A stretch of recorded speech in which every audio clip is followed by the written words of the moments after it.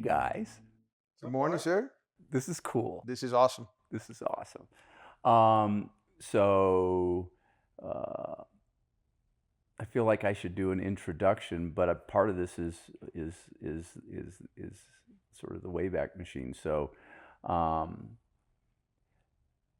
we'll start with now, and then we're going to go to the Wayback. So we've been working together 7, 8 years now. For sure, 8. 8 for sure. I think it's beyond 8. Coming up on 10 real fast. Coming up on 10 real fast. Yeah. And what I wanted to do today is start with a little bit of what the company is right now, and how what you two do inside the company, and then we're going to go into the Wayback Machine, all the way to the company's beginning, right? And the arc of this is going to be the founder's journey, and then the founder's sons taking over the business, and then the story of the founder's sons getting control of the business, and all the good and all the bad that's taken place over the years, and then all the way to the moment we're in right now and why we're sitting here in Park City. Love it. All right. So Jessie and Adrian Capote, company is J&C Tropical.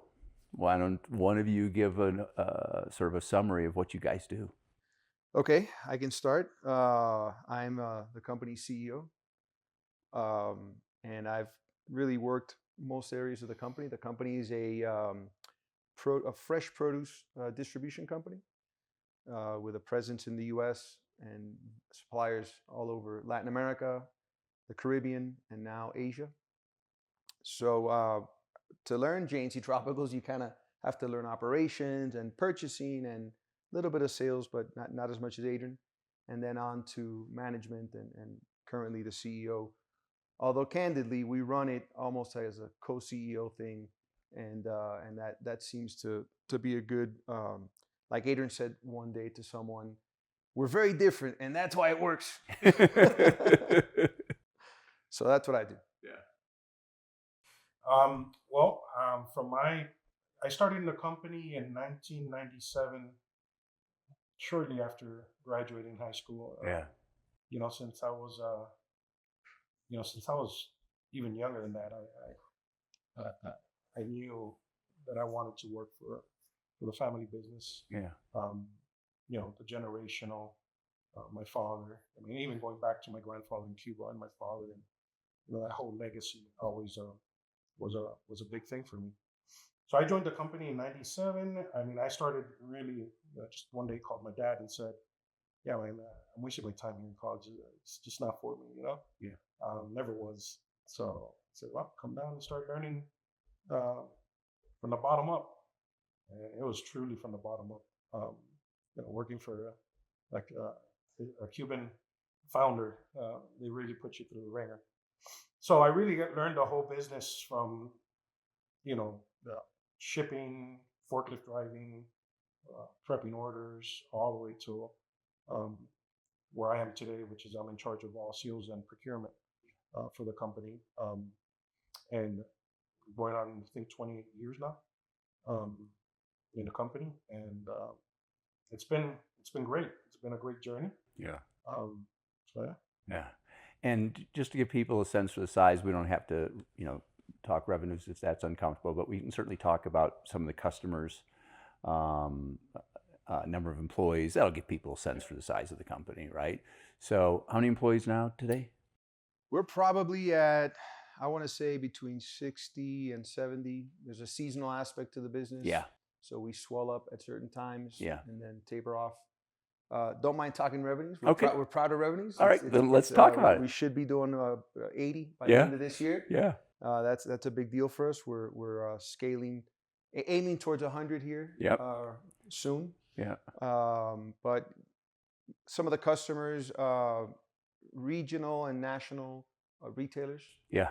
At the Walmarts and Kroger's not a client yet, but on our radar. And then some of the regional guys like Publix in the Southeast, and then in Texas. We got HEB. HEB. Yeah, I mean, you got Safeway. Yep. Basically all the top 10 national retailers in the country. Yeah. Walmart, Aldi's, Publix, HEB. Kroger is a customer. We sell to a banner. Yeah. Of Kroger, so Yeah. we are a Kroger vendor. Supplier. Yeah. Safeway as well. Is a big one for us. Now you're getting the Aldi's and the Lidl's of the world, and obviously Costco's up in our alley. Just came from that one. Yeah.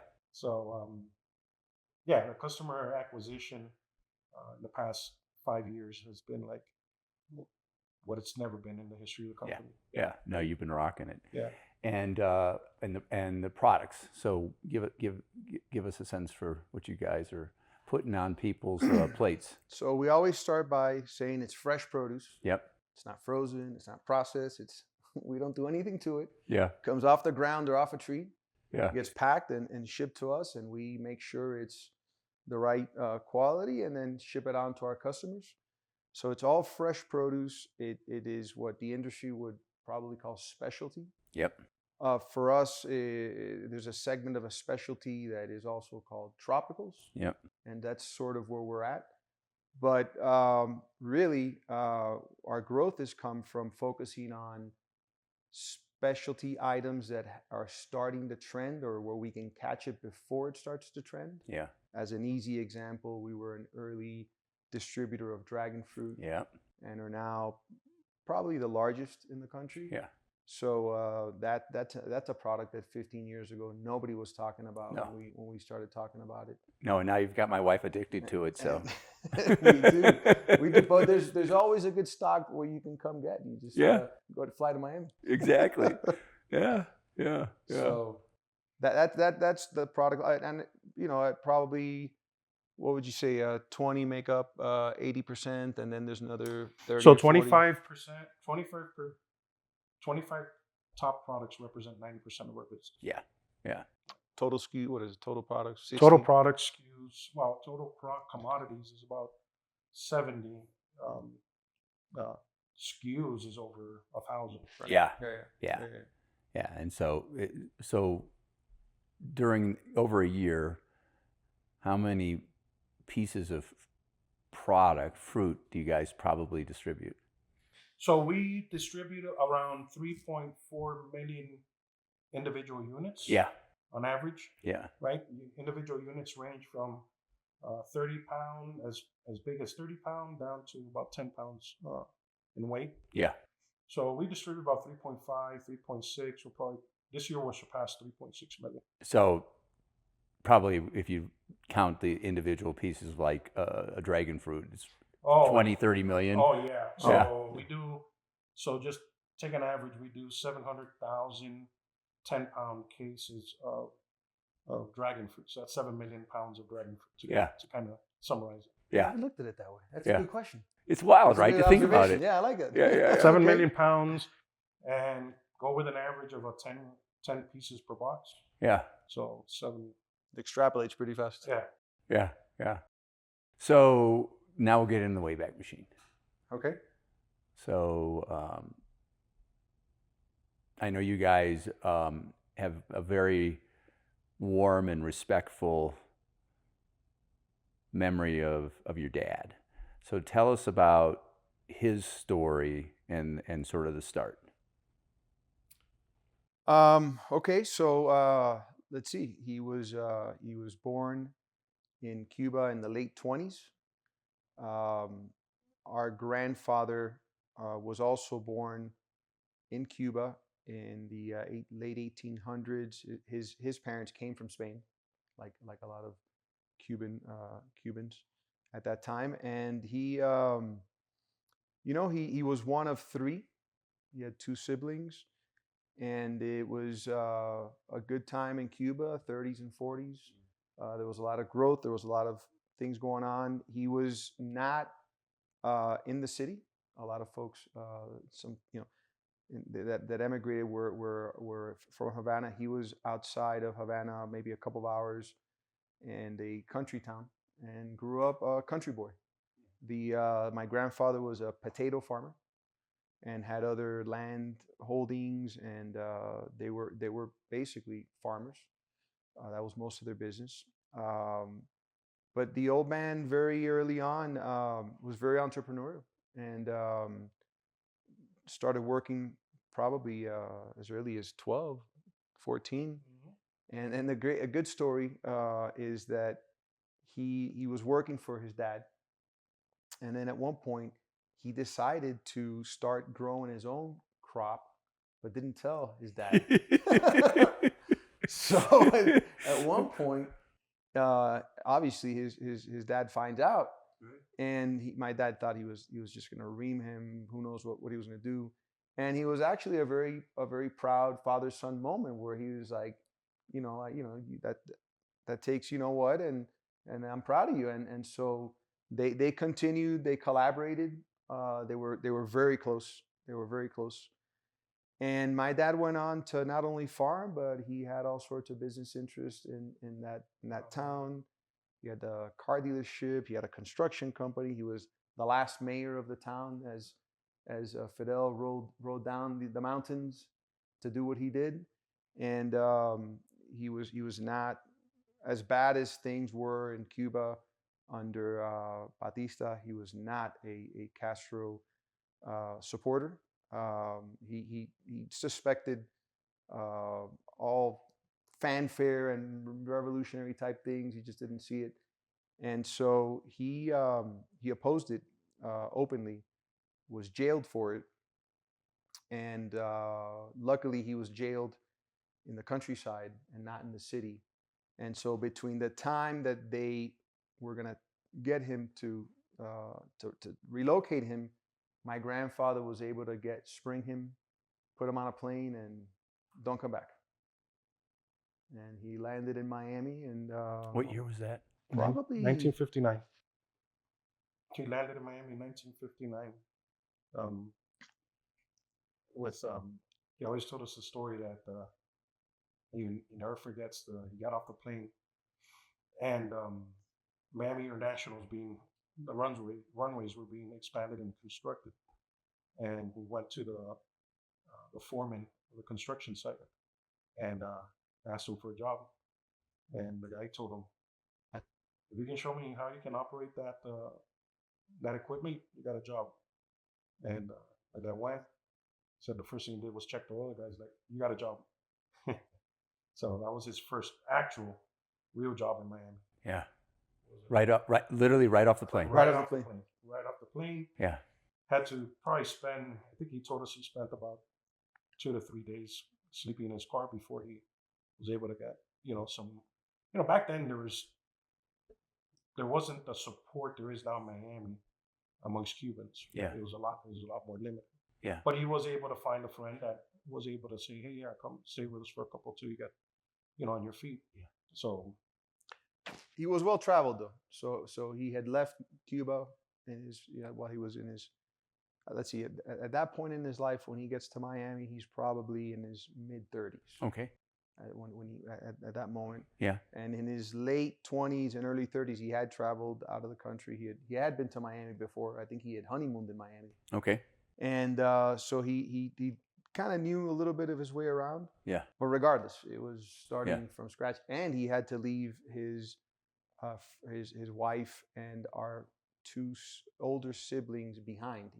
He literally went from the jail to the airplane. Yeah. Some runway in the country, and they whisked them off. Yeah. And so the family at that time stayed behind for about a year, and eventually he got them over through Jamaica. And so eventually they're all together in at this point it's I guess the mid-60s. Yeah. A third child is born. Yep. Around that time, and then he kind of knew his way around, so he was exploring opportunities. He did a bunch of different things early on to make money, but possibly the most famous story of the young company, even before it's incorporated, is that he had he was renting an efficiency, and it had a little bit of dirt in the back, and he had our grandfather, his dad, send him slips of the sweet potato variety that they were growing in Cuba. And my grandfather sent it through the mail every week for I don't know how many weeks, until he had enough that survived, and started a little bit of a seed bank, and then didn't discover, but ended up understanding where the ag region was down south, and with an investor that gave him $5,000 to put in a crop. He took that sweet potato, put it first 5-acre sweet potato crop, just as something to get by. Right. He didn't know how well received it would be. He didn't know if it was going to grow, but that was the impetus of J&C Tropicals.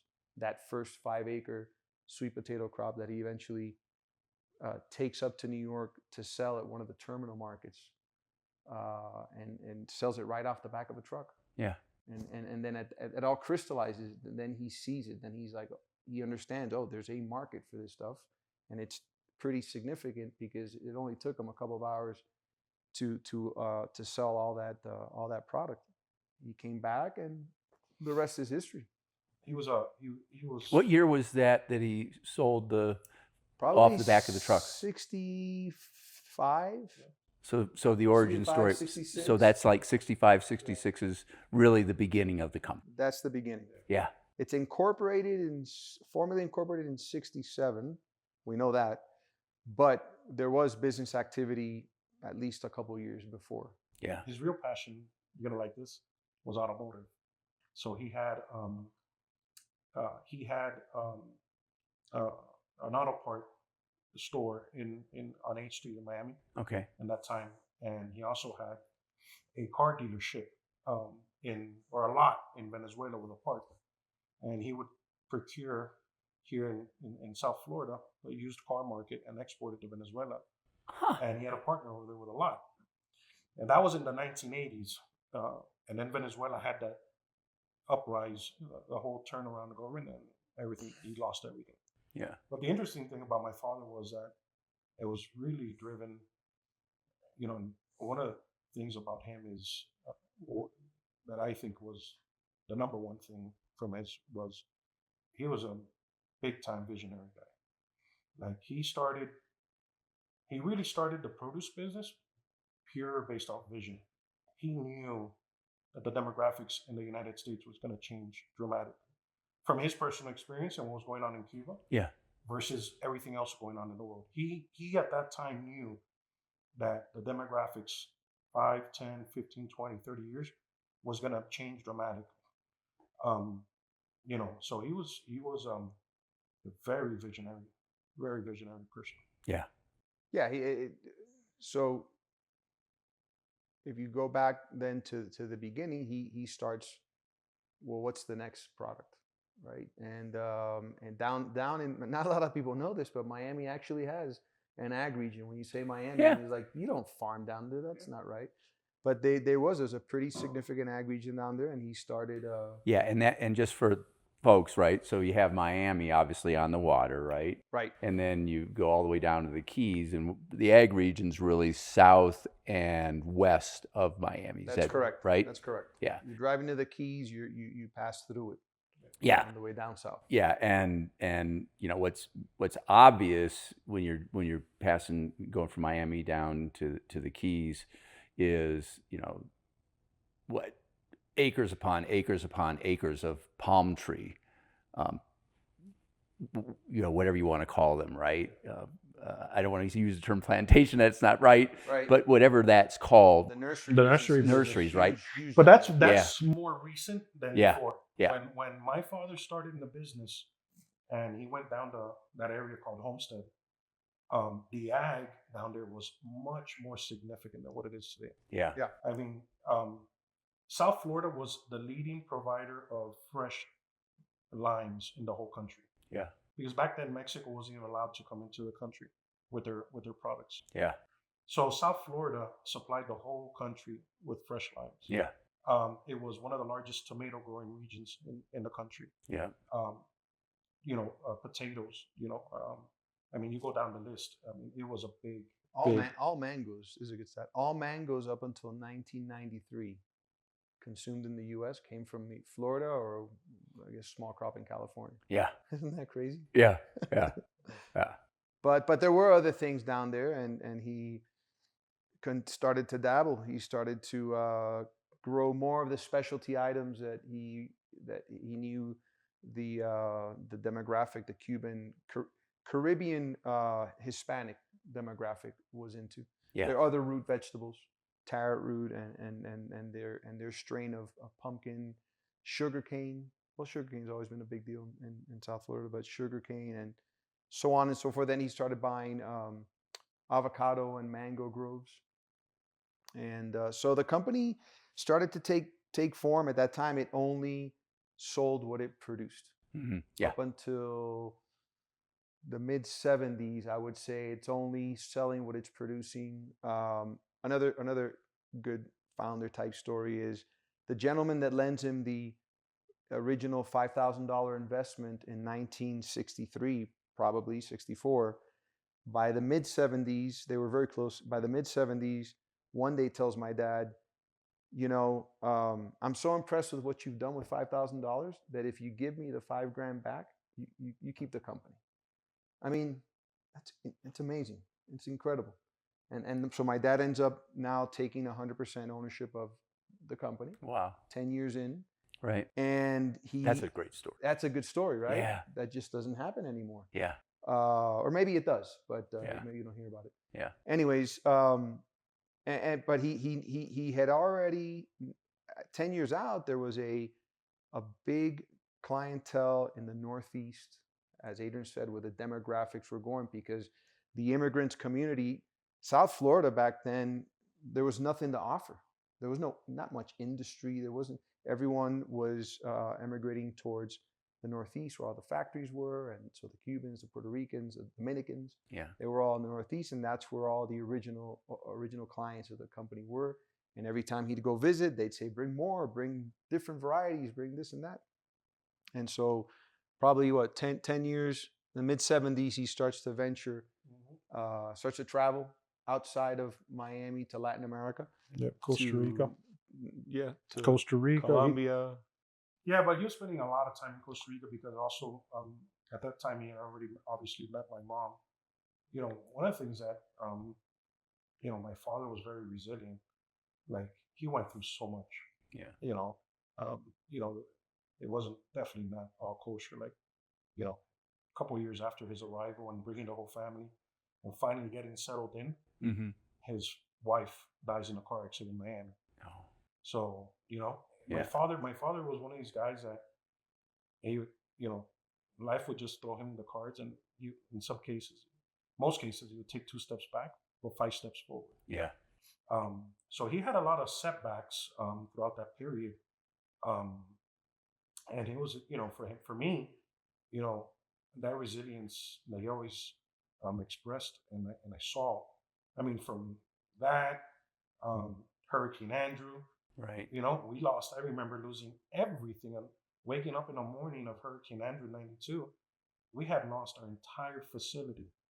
I mean, the only thing that was left was a foundation. Yeah. And so restarting himself and reinventing himself was like the theme of his life, from the car industry, the produce industry, obviously personal life. Meets my mom. Starts family gets back together, foundation's back in place. So it was he was a very resilient man. I guess when you get plucked from a jail cell, put on a plane, and forced to leave, you end up learning to pivot really fast. Yeah. Yeah. Right? Yeah. He did pivot. It's amazing. Resilience is the right word. Yeah. He constantly, not much fazed him. You would see him. He was very stoic. A man of few words. Loved his family and loved to laugh with the family, but on a regular basis, just very stoic and very, very focused. And but even at the worst times, he'd just be like, "Okay, well, let's keep going. Right. Let's do this. Let's do that. Yeah. But anyways, the business, despite the setbacks, the business continues to thrive. He starts traveling. He starts looking for other places to farm. Florida's starting to change in the mid-'70s. Land is starting to get more expensive. He's starting to realize that it's not sustainable to just farm South Florida. Yeah. And he starts traveling. He starts meeting more farmers. And what he thought was going to be opportunities to farm ends up being opportunities to distribute. Because a lot of folks would tell him, hey, that's great, we can farm, but I already have some of this stuff. Why don't I send it to you and you make it part of your catalog? And so some of that starts to take form in the late 70s, early 80s, at which time he has there's an issue internal in the company. There's a call it a mutiny, a sort of a plan to take him under. Some folks that he had working for him basically secretly are organizing a competitor, and from a Friday to Monday leave, open up competition, and just guns a-blazing to take down JNC. And it was a really bad time, a really tough time economically, and for him particularly.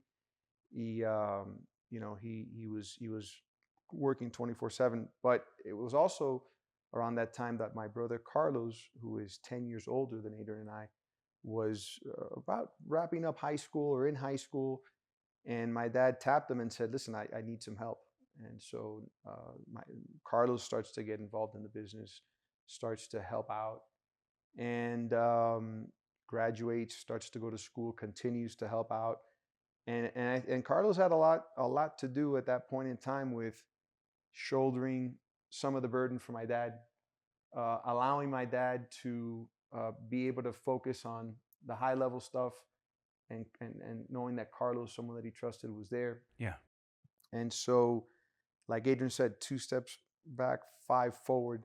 That company eventually fails within a couple years, and but the competition fueled him to now get even bigger. Yeah. So he's now it's maybe mid-'80s.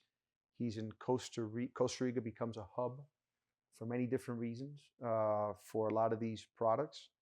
He starts farming Costa Rica. They build a packing facility in Costa Rica. And at one point, I would say by the late 80s, the JNC is the largest exporter of fresh produce out of Costa Rica. Yeah.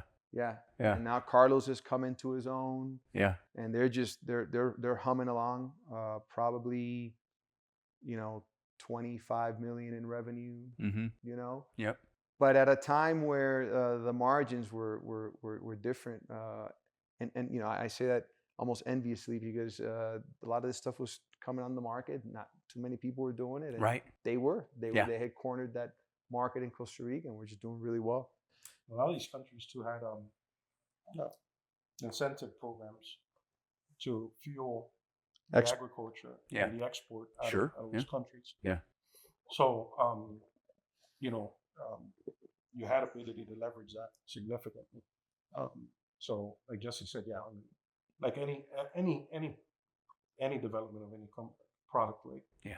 Or market that you bring to the market. Yeah. First phase is you're gonna make great margin. Yeah. And that's good, but it's dangerous, right? Right. Because that, like everything, competition comes. Yeah. People start seeing what you're doing. They're like, hey, I could do that. Right? Yeah.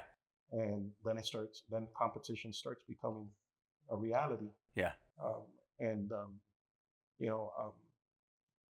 Like Jesse said, my father was able to,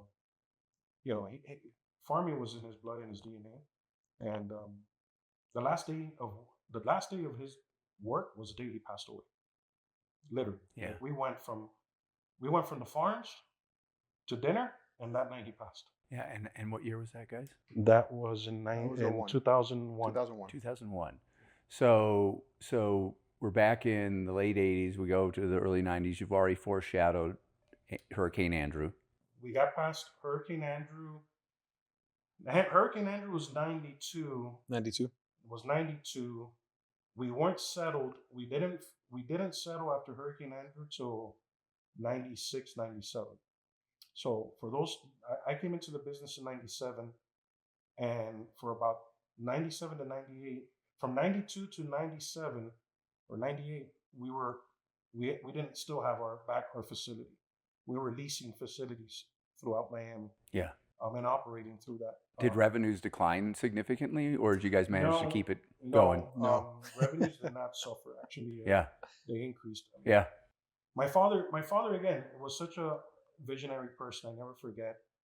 I never forget the morning of Hurricane Andrew, being in the living room. Because kind of like the Godfather scene, right? Yeah. Where my father, his other passion was baseball. So every Sunday, he would be sitting in his recliner watching baseball all days in his underwear. Yeah. And all the brothers and siblings had to spend the day there. Yeah. And have lunch. And all he talked about, if it wasn't baseball, it was business. Yeah. And I never forget the day after Hurricane Andrew, we're all there sitting in shock, lost for words. Yeah.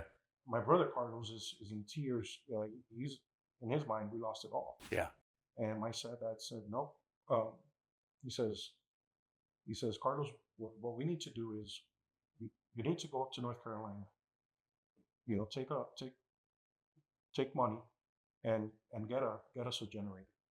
I already got a generator secured, a standby generator, and we're going to hook up the packing of the growing products in Homestead. We're going to hook it up to that, and we're going to be the first. We're going to be harvesting product next week. And everybody's like, "You're crazy," because Homestead was devastated. Yeah, there wasn't power in Homestead for like 8 months. Yeah. So he sends my phone, and he says, "Carlos, go get the generator. We're going to hook it up, and we're going to set the markets every morning." And sure enough, they went. They procured a big generator. They hook up the whole washing machine and packing plant to it. A week after Hurricane Andrew, my dad was harvesting product and selling it for, top dollar. Yeah. He had a monopoly at that time. Yeah, I mean, and he did that to recover. Yeah. That was the recovery. Because of that, in 97, we had just finished building the brand new facility, which my dad said, this facility that we're going to build will never be touched by a hurricane. I mean, the thing was a concrete vault. Yeah. Yeah. It was massive. Yeah. And I remember when we had the inauguration, I had just met my wife. I just moved down. I just moved down and started working there at the shipping desk. Yeah. Yeah, I mean, for those, so I was supposed to go down and work on a big acquisition for one of my clients the day that Andrew came in.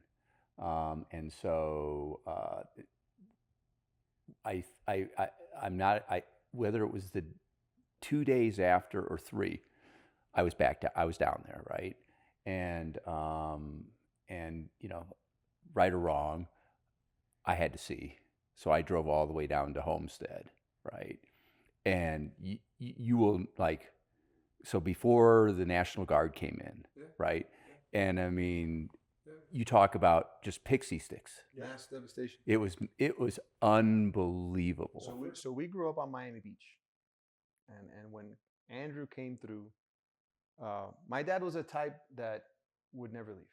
He's like, well, I'm not leaving. Yeah. He wouldn't even pick up the damn patio furniture. Like, Dad, there's a hurricane coming. Nothing's gonna happen. I'm like, dude, this is crazy. He's playing chicken with a hurricane. And then, but on that one, he actually said, okay, fine, let's go. He wasn't concerned about wind. He was concerned about the rising water. We live on an island. The house is still there on the Venetian Causeway in Miami Beach. And so he's like, yeah, this is probably going to flood. Let's go. Yeah. And so he goes to our grandparents' house, which is close to the downtown area, close to Brickell, sort of west of Brickell. And he sends us to our oldest brother's house, who lived in Kendall. And he says, you guys go stay with help your brother out and stay with him, and we're gonna go to your grandparents' place and we'll talk in the morning. That was the strategy. Yeah. Well, Adrian and I and everyone in my brother's house really got the brunt of that. Yeah. because the storm shifted. The famous video is the damn thing is going north, and then all of a sudden it takes like a hard left and barrels right through Homestead and Kendall and all that. Yeah. And so the morning after, everyone, like you said, before anything had arrived, everyone jumps in their cars. And I had an SUV at that time, a Forerunner, and we jump in it, and we first thing we do is we head down to Miami Beach. We're like, the house is done. If this is what Kendall looks like, the house is done. Yeah. The beach was intact. Nothing happened on Miami Beach for the most part. Yeah. Except for some fish in the pool. That's about it. Yeah. And then he says, all right, now everybody head south. Everybody go see what's going on. And so whether it's Providence or good luck or whatever you want to call it, he was very good at choosing parcels to farm. And he was always very wary. A sweet potato, like a tuber, grows obviously underground. It's a row crop. So he was very good at choosing parcels with an eye on it not flooding. Yep. Higher elevation. And on the morning after Hurricane Andrew, when he was already in his pickup truck running around Homestead, he knew that he had product and no one else had product. So to kind of complete Adrian's story, when he's gathered us all, and he already knows what he's going to do. Yeah. He tells Carlos, here's go get the generator. Go get the generator, get to the packing facility, and we're going to start packing tomorrow. Yeah. We're going to start pulling and packing tomorrow. Yeah. And those guys, I wasn't involved back then, but those guys sold product that averaged $18, $20 for like $60 for a good year. And nobody could say anything because they're the only ones that had it. Yeah. That was it. Yeah. But yeah, it was he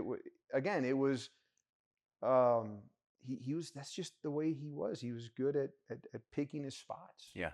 And knowing how to pivot, and never was down. Yeah. So let's now start to make our way into you guys. Oh boy. All right. Well, Adrian goes first. Exactly. Right. Yeah. So when does your dad, up until he passes away, is he CEO and running everything? So at that time, him and So my father, the culture there was the buck stops with me. He was the security blanket. He did have the last word. My way or the highway, right? Which was great for us, right? It was good and bad, right? Right. So Dad was the one that called the shots. Yeah. Carlos was acting as CEO as well, right? But Carlos ran more of the sales, distribution, warehousing, and stuff like that. Yeah. And my father at that time had completely gotten off sales because my dad did sales for many years. Yeah. Yeah. And in the same recliner, they're at 4 a.m. calling New York and selling them product. He was a very good salesperson. My dad he would call people and say, "Hey, don't worry, I'm going to send you free product. You let me know how it does, and then we can pay me." He was a really good salesman. But by that time, my dad phased off out of that and left all that to Carlos. Yeah. And he was only on the farm, in the fields. Yeah. With the labor, making sure that every process he was done correctly, making sure that he was maximizing the yield, right? So at that time, when I come into the company, that's the structure in place, right? Carlos and a small group of salespeople, and my uncle was the warehouse manager per se. And I come into the business in 96, 97. Like I said, at a very young age, I knew I was always in love with the generational. Even my father had my uncle in the business with him when he started it. So I was very fortunate that at that time my father was already, in his 70s, and late 60s, early 70s. So I came into the business in 97, and I never forget. I always say this story. I said, I was in Jersey. I had left in Jersey to Jersey to live with my sister and change the scene and try to study out there. And I meet my wife. We dated for a year and a half, and one morning I just woke up. I'm like, man, I'm just wasting my time. I called my dad. I'm like, Dad, I'm wasting your money here. I want to get back and learn the business. And he says, okay, come on down. You start pack your stuff and come. So I got to Miami with my wife. We hadn't been married at that time, but she was my girlfriend at the time. And I was 17, 18 years old at that time. And I said, well, Dad, what's my first job? He says, what? He says, I got a job for you. He says, you see that box truck up there? I said, yeah.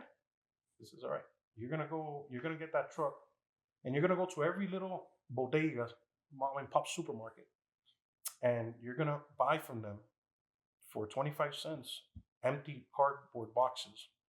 You're gonna consolidate them. You're gonna put them in that truck and you're gonna bring them back to the facility every day. And I'm gonna pay you 75 cents a box. I'm like, wow, this is a great business every day. I could pick up 300-400 boxes. He's giving me the truck, the whole thing. Long story short, the first day I wake up at 5 in the morning, go to every supermarket, collect like 500-600 boxes. And I'm driving down the turnpike. State trooper pulls me over. I'm like, what the hell did I do? Pulls me over and says, son, do you know that your boxes have been flying out of your truck since you left Miami? When I look back, my whole inventory was on the turnpike. Lost everything. I did that for like a couple of weeks. I got to my dad. I'm like, I don't want to do this. This sucks. This is the worst job. Like that. He says, okay, no problem. He says, I got another job for you. And the other job was even worse. Was rebuilding broken pallets, like a carpenter. Yeah. So he was having fun with this, obviously, right? Yeah. He was having a lot of fun with it. So same story. Dad, my fingers are broken. I've hit my fingers with hammers. I don't want to do this. Get me in the warehouse. He says, all right, you're going to start working with in the warehouse. You're going to be a forklift driver. You're going to prepare orders. You're going to pick. You're going to offload containers, and you're going to report to your uncle. He's going to be your boss. And I did that for about 3-4 years, and man, I got to tell you, it was a very fundamental part of my development. And at the same token, it was the best shape I was in my life because we were loading trucks back then. So, I worked probably 70, 80 hours a week. I used to start at 10 in the morning, and especially in the holidays, I wouldn't get in my car after finishing loading trucks till 6 in the morning. Like I would see sunrise, loading trucks. And we didn't have the efficiencies we have nowadays. It was very manual, very labor intense. And then from there on, I didn't know at the time where my play was going to be, right? But I also felt like, at that time I was very fortunate also that I spent a lot of time with my father. So at that time, my father was starting to have health issues. So I started driving him, right, everywhere. And that was a very valuable time for me because he mentored me a lot in that time of going. Yeah. And he would also vent to me with disagreements with my brother Carlos and stuff like that. So I was able to see the good and the bad dynamics of partnerships with a father and son. And I learned a lot from him. And, he was an incredible mentor. He was an incredible people person to everybody. My father was someone that when he walked into the room, you just felt that great energy. This guy is just, just great energy, authority, but very good energy.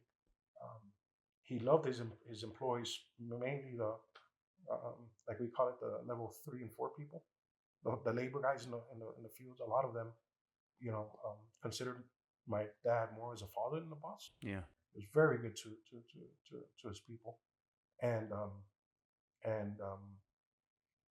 but he wasn't, he didn't trust people very much, So after that, I spent about 3-4 years.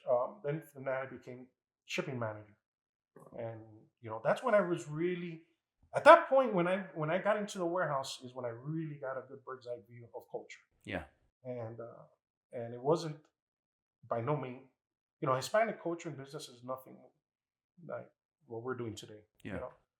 The Hispanic culture, especially for my father, knowing now that his background. Yeah. He didn't want to lose anything, so everything was firm grip on him. Yeah. There was no, I'm going to trust you to make decisions, knowing that you might. No. You don't make decisions, I do. Yeah. Yeah. Right. So, and I started seeing really the dynamic of the culture between the office people and the operations, and it was like tug of war. It was like, then here and then here. There wasn't a cohesive um, collaboration, right?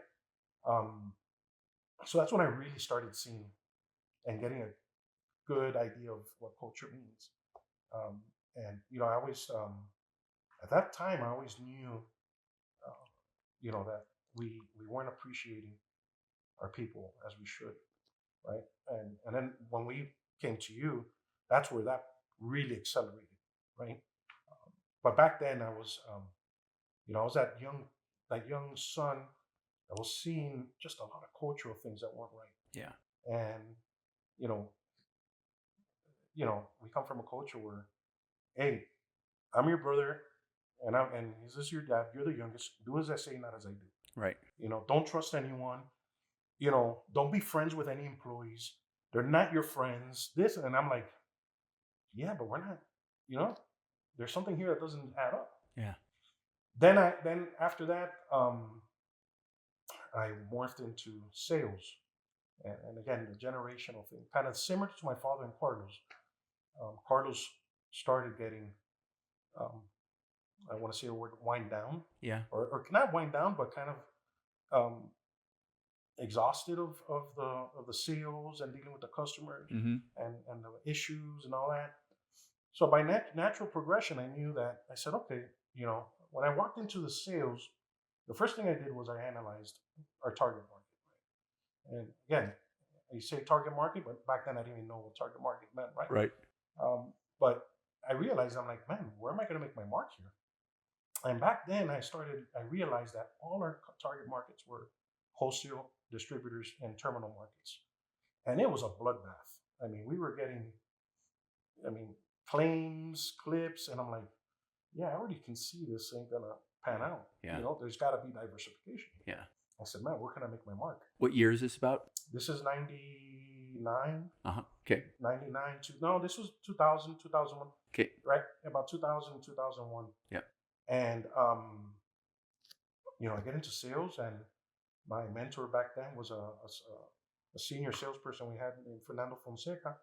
Great guy. He was a great guy. He taught me a lot. And I said, I gotta make my mark here. Where am I gonna make my mark? I'm like, I don't see a single retail presence. And it was funny because, my dad and Carlos, although they were very successful, because you're a Cuban immigrant, there's intimidation. Oh, those American corporate retailers are never going to give us the time of day. Yeah. We're a small pea in a pod. I'm like, I don't know about that. I'm going to give it a try. Yeah. So at that time, I started realizing, yeah, I gotta sink my teeth into being a salesperson. Yeah. And that's where I jumped into Dale Carnegie. Yeah. And started self-training myself of how to be a good salesperson, right? And then we started diversifying, and then we were 100% wholesale distributors in terminal markets. Then we started becoming 10% retail, 90%, and that kept growing, right? The first retail account I ever landed was at HEB in Texas, and that was like a holy grail. And I remember when I told my dad and Carlos, hey, I'm going after Publix. They're like, you're wasting your time. Those guys are never. And I'm like, well, I'm going to try it. And we landed it. And we got it. Yeah. And it just so happens to be in that time period, retailers, there was a massive opportunity because they were getting all our products through third and fourth hand people. Yeah. And so they were paying these, the opportunity for margin was huge. Yeah. And then the Hispanic demographic started becoming very important in the world of retail. Yeah. Right? Because now retailers like Publix are noticing, yeah, man, if we don't start offering all this stuff with all this change of demographics, we're not going to grow. So fast forward, I took over all of sales. Me and a small group of people back then. And, we started developing retail probably in 04, 05 is when it really started getting speed. Yeah. And the rest is history, basically. Yeah, yeah.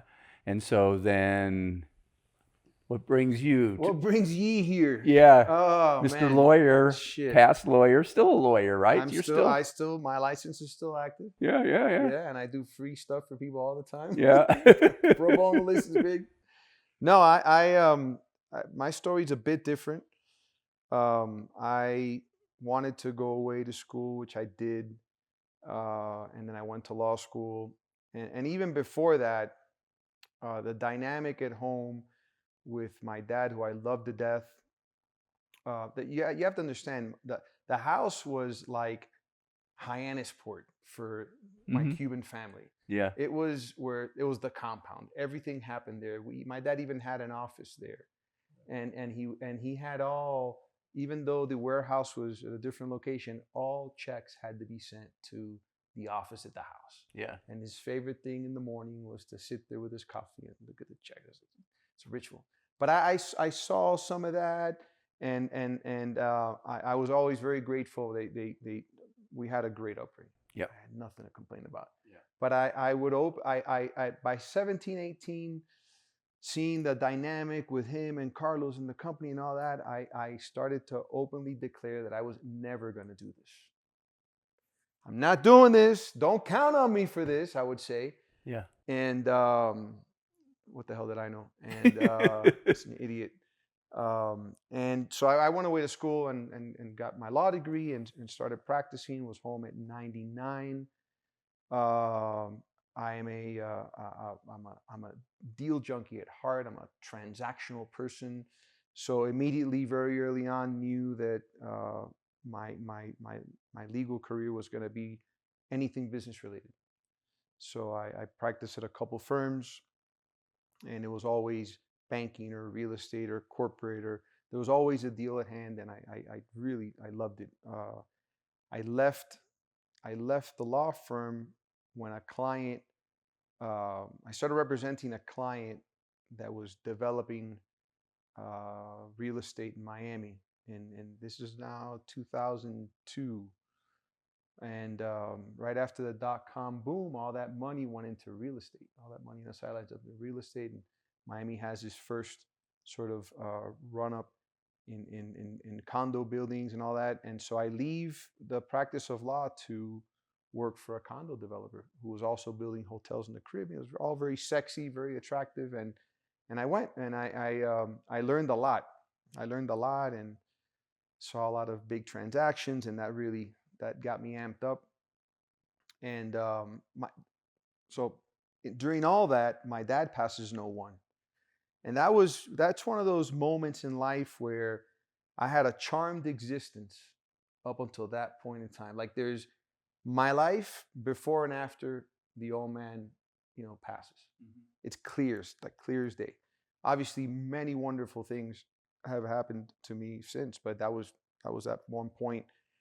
And I was, even though I was up to all the things that I was doing, I was still very close to the family, still there on Sundays, even though he wasn't there, still on Sundays, everybody would gather. And I would listen, and I worried for Carlos a lot early on, because it took Carlos a bit. It took Carlos.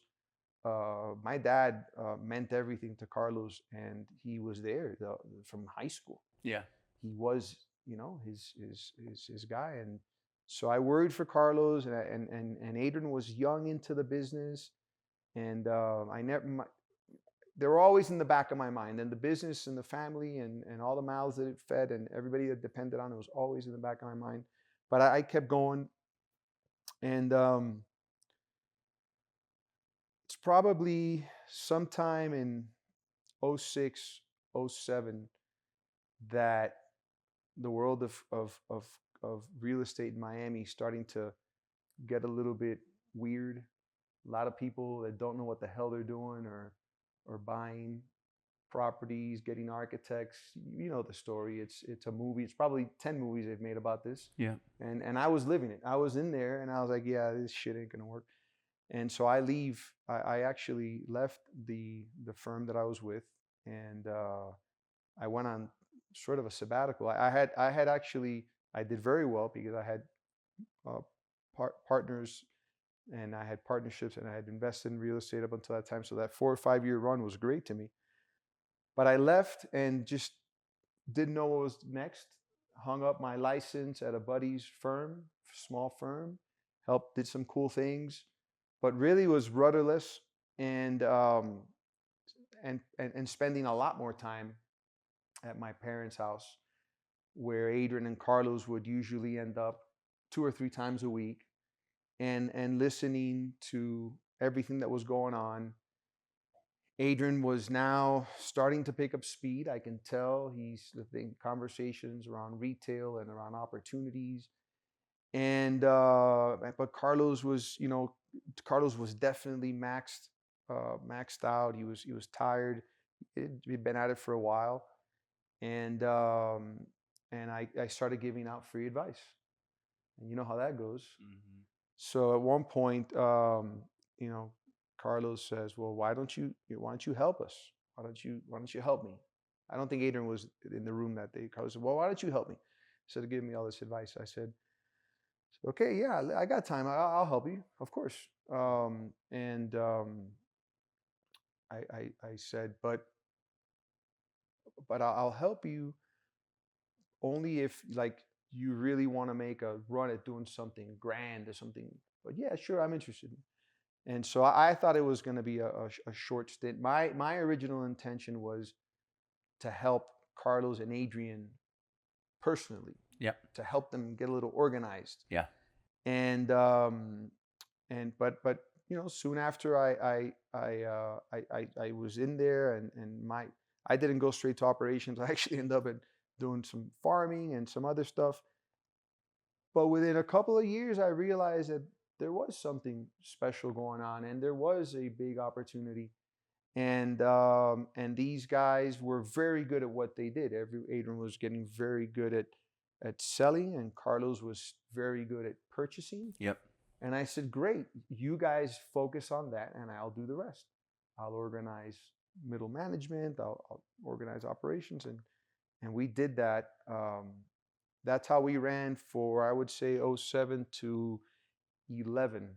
We ran that way, and we started to pick up a lot of speed. And I still didn't know enough about the business, but we started to gain a lot of momentum. And then we really had a hard time in 2011. We grew a little too fast, and ran into some financial trouble. And it was also kind of a perfect storm because farming at that time was a big part of our business. Currently, we're simply a distribution company. Yeah. Non-asset based. It's very, very simple, meant to scale. At that time, we had our hands in many things. Yeah. We were farming. We owned a packing house in Costa Rica. A logistics company. Packing house in Florida. We had trucks. It was just like a lot. And that year, 2011, was a bad year for farming and a bad year for distribution. And we got a little bit ahead on expenses, forecasting revenue that was right there, and it didn't work out that way. So we struggled. I remember in 2011 or 2012, many nights where I said, I think we ruined my father's company. We were 6 months away from shutting doors. I think we ruined my dad's company. I didn't sleep, man. I remember ending up in the hospital one night, and I thought I was having a heart attack. And it was just I had a panic attack. Yeah. And anyways, I think that's the moment in time where Adrian and I looked at each other and we said, "Okay, it's on you and me. Like, this is on us." And so we quickly rallied the troops, and Carlos, to his credit, kind of took one step back. Mm-hmm.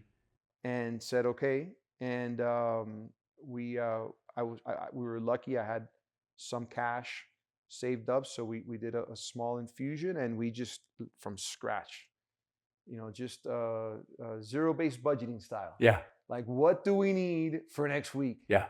And let's just work on that. Yeah. And one week was the next week, and the next week, and the next week, and then I mean, we scaled the business down to bare minimum. I mean, yeah, you had to, right? Yeah, I mean, now, mind you, we were in our late 20s, early 30s. Yeah. So we still didn't know what the hell we were doing. Yeah. But we knew that we had to scale the business down to bare bones and make sacrifices. We ended up selling our own asset that we had back then, which was a warehouse. And actually, the company's always been, we were very grateful. From my perspective, I was always very grateful that the company was always a foundation. It was. I always believed, it was. Prior to Jesse coming, our oldest brother Pedro had stopped practicing medicine. He was already in his 50s. Right. And he came, and my dad told him, "Hey, why don't you come and help me out?" This is a brother that this one really never had any interest in the business. Never. It was just a doctor's all his life. Yeah. I don't know how life works, but he literally came into the company 2 years before my dad died. And, then he left. He didn't, I was very grateful that, the company, my oldest brother came, and I don't know if that's the way life works, but it aligned, right? And then right when he exited, he said, look, now it's time for Jesse to come and put his part. Yeah. Yeah. So, that's when I realized this company is a solid company. Oh, we're going through a tough time. This company's been through hell, and it's still here. Yeah. Hurricane Andrew, financial crisis. I mean, it was nonstop. Yeah. I mean, there's many more stories that I could share with you, the resilience of that company, of what it went through. Yeah. I mean, it had to reinvent itself. But and then you guys are working it, right? And then decide that maybe there's a better way to run this business. Yeah. And somehow or another you found out about this thing called EOS. That's So we're now, 3-4 years later. We're now, Adrian and I are really, knee deep, and we're gaining momentum. And we have a cousin who's curious and always finding stuff. And he calls or sends an email one day. He says, "Yeah, I read this book, or there's this thing called EOS, and this is the book, and you should look into it. I think that with everything that you and Adrian are doing, it would serve you well." And so, being the thrifty Cubans that we are, we went to the website and we figure out that we could buy the manuals to learn to be implementers. Yeah. And I said to Adrian, "Adrian, I think we could use this, but I'm going to buy these manuals, and then you and I are going to sit in a conference room one day, and we're going to learn how this shit works." And we didn't even have a conference room. We had to borrow a conference room. We borrowed a conference room. Yeah. An attorney friend of mine, and we sat there all day, and we said, "We got it. We're gonna do this." And we attempted to self-implement. That lasted like 6 months, as you might recall. And then it sort of died. But that was actually exactly 2015. Yeah. 2015. Yeah, so 10 years. I know exactly when that was because I had started my aviation hobby. Yeah. And the first meeting we had, I'm like, "Well, we don't have a conference room, but I'm a member at the FBO in Opelika, and I have access to a huge conference room." Yeah. So that's how I always remember when we started. Got it. So yeah, but it died on the vine early on, but I knew that we needed something, and it seemed so easy, or at least relatable. It was very relatable. Yeah. And we had run into some of the stuff, some of the things, concepts, we had seen them before, or at least I had, but the way that it had been put together made a lot of sense. But so I told Adrian, I said, "Adrian, we can't give up on this, but we need a coach. Like, we need someone that knows how this runs, because clearly we're in the room, we're trying to do this, and we're gonna when we get stuck, we got no one to look at to give us the answer." And it was also at that time that I really wanted someone from the outside to come into the company on a regular basis and either call our bullshit or tell us you're on the right path, keep going, just keep your heads on and keep going. So I said, man, I wonder. I know exactly where I was. I was on US 1 driving south, and I said, man, I wonder if the same person that could teach us EOS can be that badass business person that Adrian and I will connect with, and that has a track record that speaks for itself, and that we can bring in, and this would be great. This would be like the win-win-win. And I went online and I saw that there were 3 coaches in Florida at that time, and there was one in Miami. I said, oh, this guy named Mark. Let's call a guy in Miami. And that was when I called, and that was our first conversation. I knew exactly where I was, and you know, we hit it off. And I said, now I said, now Mark, the key is Adrian. You gotta connect with Adrian because this is a 2-person package. We're a package here. Yeah. So you gotta and he said, yeah, no problem. And we had lunch, and as soon as you opened your mouth and started talking about your boat and fishing, I was like, that's it. I'm good. We're good. And the rest is history. And the rest is history. Yeah. And the rest is a great. And that was a really turning point for the business. You know, that's where things really, and from my perspective, really started taking off. But it's interesting, right? I mean, obviously, you know, we've been doing this together for 10 years, and there's been ups and downs, right? Like there always is. But, you know, the business now has gotten to a place where, you know, you guys, you know, you always want it to be better. You always can see the flaws in the work you're doing, right? And in the system and in the people and the areas of the culture you want to focus on, right? But the core business now runs pretty darn well. But yeah, there's the market and you know, when you know, when you're procuring product, there's always exogenous factors that can impact things but I think, you know, the last 2 or 3 years, almost every quarter's been an A. The last quarter was not, but we know, right, it was part of sort of exogenous factors. But, you know, we're here today now, and for the next couple of days, because you guys now, you're going through your own, okay, so now we got to think about, right, legacy, the future, right? And so it's an interesting moment, right? Because we're, you know, it's like, okay, so how do we think about the next 10 years? And how do we think about this is a family business? And so, you know, it's. Yeah, I absolutely. I mean, I don't think we're at a point where clearly it's Adrian and my company, internally and externally. Yeah.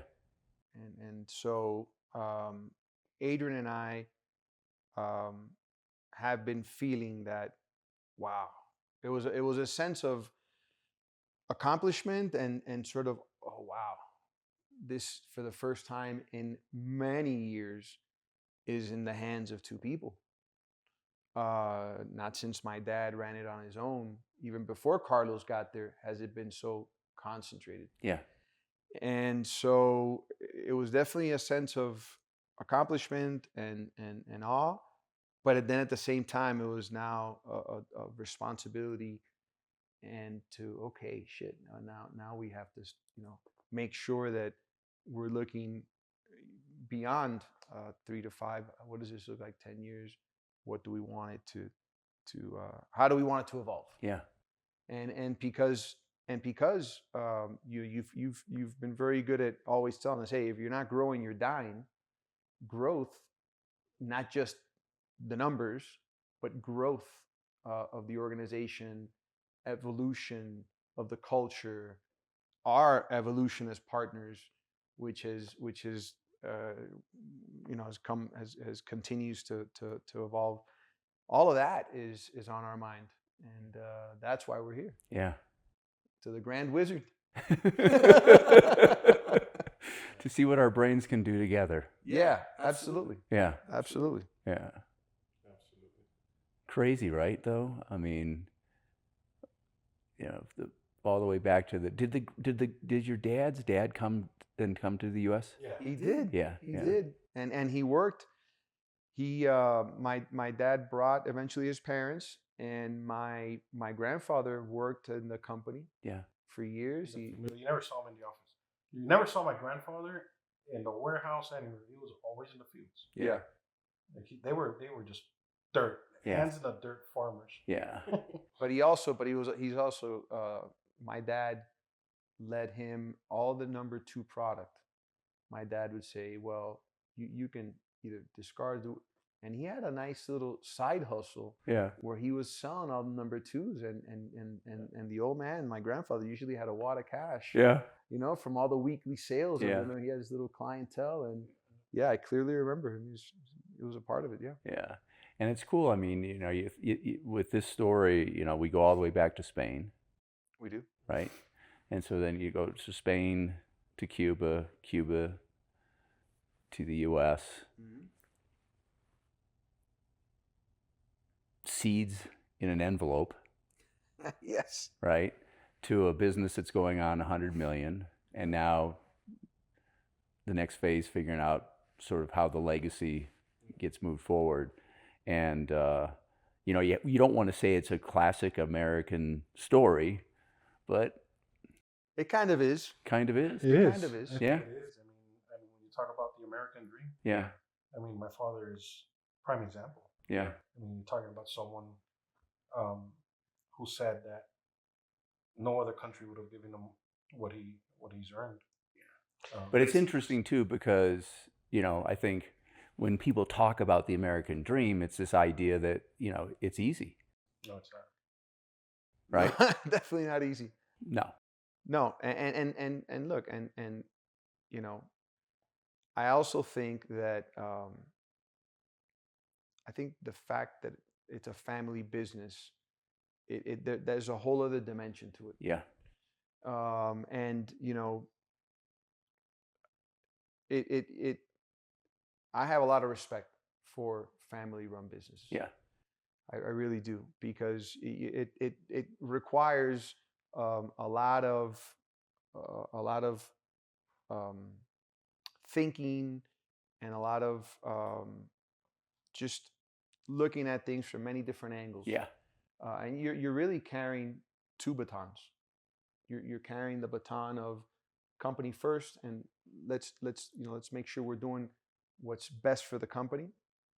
But at the same time, you're also carrying the family baton with you. Yeah. And so that I won't call it tension, but that constant play of how both of those things relate. Yeah. Is another challenge. Yeah. And it's interesting. I think a lot of people don't appreciate that there are an amazing amount of great family businesses that to this day, right, that are extraordinarily successful, and there's a lot of research on the family business. But one of the things that's really interesting about a lot of family businesses is because they're thinking generationally, they get into businesses that are capable of being there for generations, right? And because they're playing a long game, and they're trying to, so they're not getting into some, quick bake a buck and get the heck out of it, right? Because you got to be in a business where you can pass it from generation to generation to generation. And there's certain industries where that's, possible, and there's certain industries where that's not very possible. So it's fascinating, because there's some just amazingly well-run family businesses, and a lot of people just don't understand that there are successful family businesses. You get into this whole thing about nepotism and all this other kind of stuff. And it's like, yeah, I think you need to understand this a little bit more deeply. But yeah, once again, you don't need to do anything. You just, if you're curious, you should go and check out the story of family businesses, because some of them are amazing. Yeah, yeah. I mean, I think, honestly, we're a testament to that. I'm a firm believer that if companies, in our case, right, the growth of the company today, where it's at, has been because there has been an evolution of generation, right? Yeah. It started my father, my grandfather. Yeah. And they get old and they get old, and then Carter's comes in. Yeah. And then that company keeps growing, right? And then Jessie and I come in, and that company keeps growing, right? Yeah. It's a real thing. Yeah. It's definitely a real thing.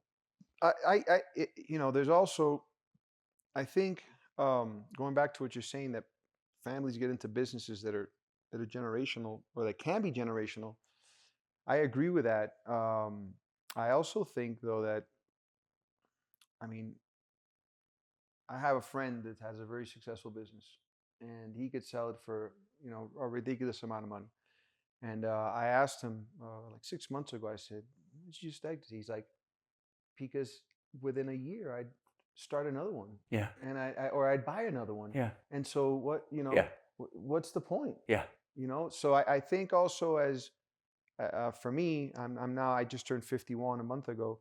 For me, at this point, as I'm looking forward, there's also what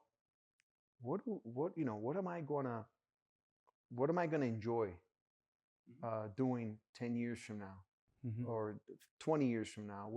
How does it, as the individual, right? And there's a third dimension, right? There's the company, there's the family, and now there's the individual. Yeah, yeah. And you and so you're balancing all of those. But I start to think about, well, where do I want to be? Yeah. And how do I want to contribute? And listen, like anything else, like you said, there are very successful family businesses, and there are some that are not. Clearly, the ones that are successful is because they do it a certain way. Like I tell Adrian all the time, I'm like, we're not the only ones with these issues. Yeah. Historically or currently, like some of this shit, some of this stuff, many people deal with on a regular basis, and they figure it out. Yeah. But it's a matter of being upfront with them and saying, yeah, we need to figure this out. We need to structure this properly so it can continue to grow. Yeah. Yeah. Well, we're going to start working on the next chapter. Yes, sir. Hey guys, this has been awesome. Yes, it has. Absolutely. Appreciate you hosting us. Yeah. Thank you. Thank you. All right. Been great.